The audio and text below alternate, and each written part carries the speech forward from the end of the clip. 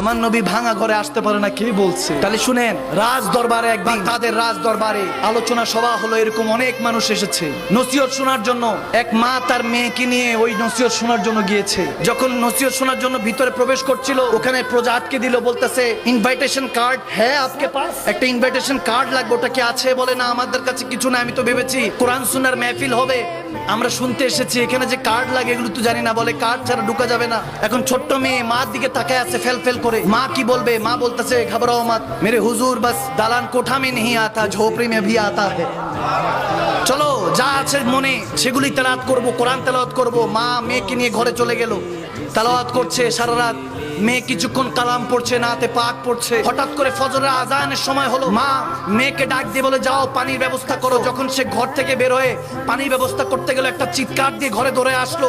এসে বলতেছে মা, কে জানি আমাদের ঘরের চৌকাঠ চুমু খাচ্ছে। মা